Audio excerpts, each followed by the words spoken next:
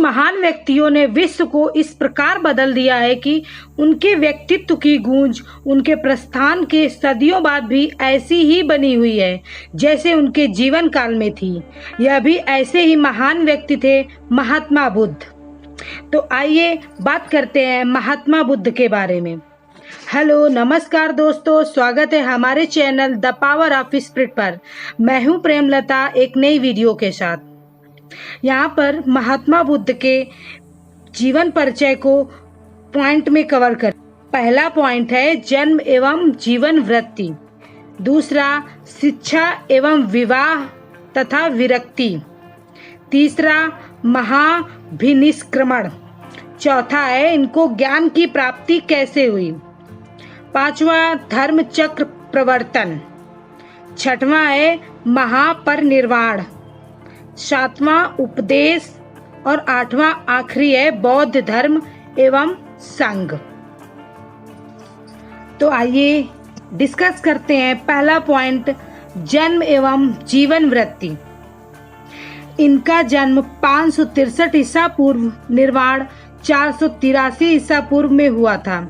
यह एक श्रमण थे जिनकी शिक्षाओं पर बौद्ध धर्म का प्रचलन हुआ।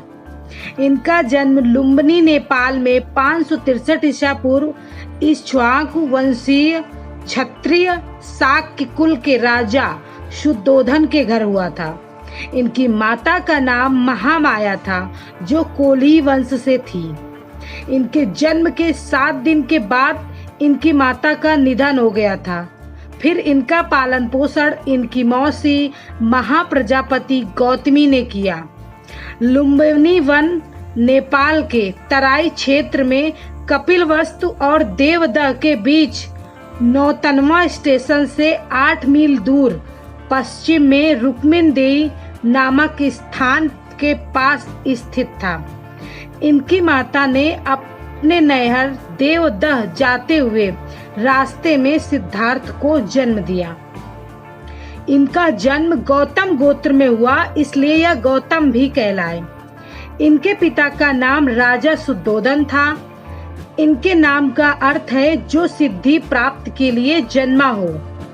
जन्म के 5वें दिन नामकरण समारोह आयोजित किया गया जिसमें 8 ब्राह्मण विद्वानों ने एक सी दोहरी भविष्यवाणी की कि यह एक महान राजा या तो एक महान पवित्र आदमी बनेंगे।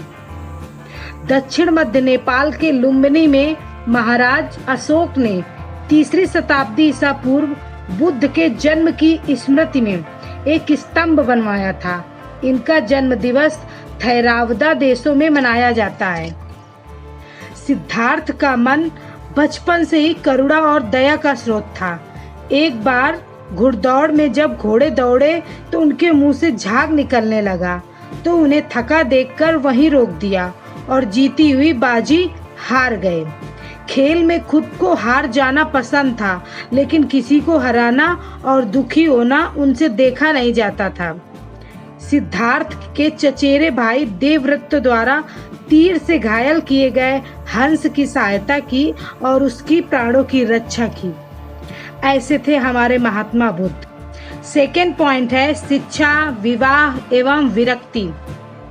सिद्धार्थ ने गुरु विश्वामित्र के पास वेद और उपनिषद को पढ़ा और साथ साथ में ही राजकाज, युद्ध विद्या की भी शिक्षा ली। कुश्ती, घुड़दौड़, तीर कमान, रथ हाँकने में कोई बराबरी नहीं कर सकता था इनके साथ। 16 वर्ष में इनका विवाह यशोधरा के साथ हुआ। कुछ समय के बाद उनके पुत्र राहुल का जन्म हुआ। राजा शुद्धोधन ने सिद्धार्थ के लिए भोग विलास का पूरा प्रबंध कर दिया। 3 ऋतुओं के लायक 3 सुंदर महल बनवा दिए।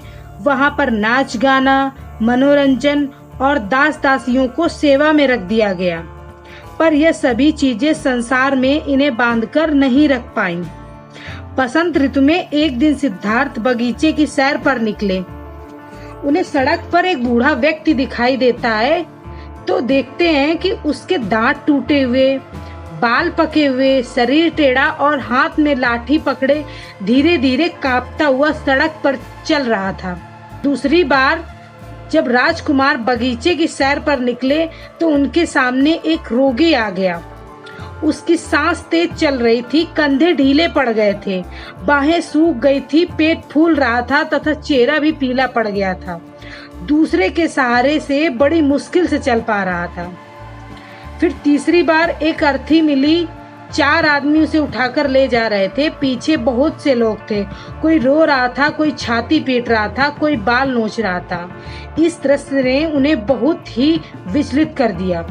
उन्होंने सोचा, धिक्कार है जवानी को जो जीवन सोख लेती है, धिक्कार है स्वास्थ्य को जो शरीर को नष्ट कर देता है, और धिक्कार है जीवन को जो इतना जल्दी अपना अध्याय पूरा कर लेता है। चौथी बार जब सैर के लिए निकले तो एक सन्यासी दिखाई पड़ा जो संसार की भावनाओं और कामनाओं से मुक्त प्रसन्न चित्त था। वह उन्हें बहुत अच्छा लगा। तीसरा पॉइंट है महाभिनिष्क्रमण। अपनी सुंदर पत्नी यशोधरा, दुधमुहे राहुल और कपिल वस्तु जैसे राज्य का मोह छोड़कर सिद्धार्थ तपस्या के लिए चल पड़े। वह राजगृह पहुंचे, वहां भिक्षा मांगी। यहाँ घूमते घूमते आलार, कलाम और उद्दक रामपुत्र के पास पहुंचे। उनसे योग साधना सीखी, समाधि लगाना सीखा। इन्होंने पहले केवल तिल चावल खाकर तपस्या शुरू की, बाद में कोई भी आहार लेना भी बंद कर दिया। 6 साल तपस्या करते हो गए, शरीर सूखकर काटा हो गया, तब भी तपस्या सफल नहीं हुई। जहाँ पर सिद्धार्थ तपस्या कर रहे थे, वहीं से कुछ स्त्रियां गीत गाती हुई निकली कि वीणा के तारों को ढीला मत छोड़ो। ढीला छोड़ देने से उनका सुरीला स्वर नहीं निकलेगा, पर तारों को इतना कसो भी मत कि वे टूट जाएं। तो सिद्धार्थ समझ गए कि यह नियमित आहार विहार से ही योग सिद्ध होता है। चौथा पॉइंट है कि उनको ज्ञान की प्राप्ति कैसे होती है।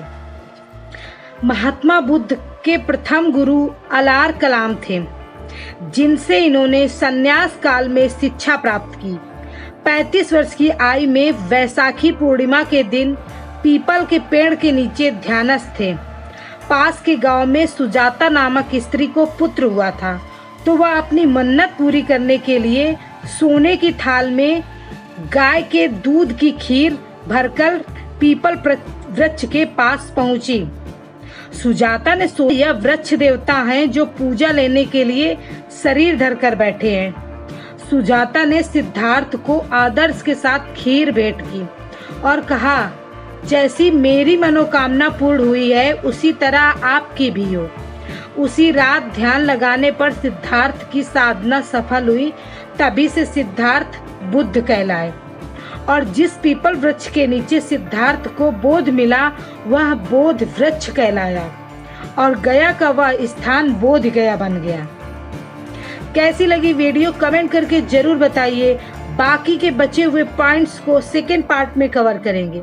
इसी तरह की वीडियो के लिए मेरे चैनल को ज्यादा से ज्यादा शेयर, लाइक और सब्सक्राइब कीजिए। मिलती हूँ नई वीडियो के साथ, तब तक के लिए बाय बाय, टेक केयर, धन्यवाद।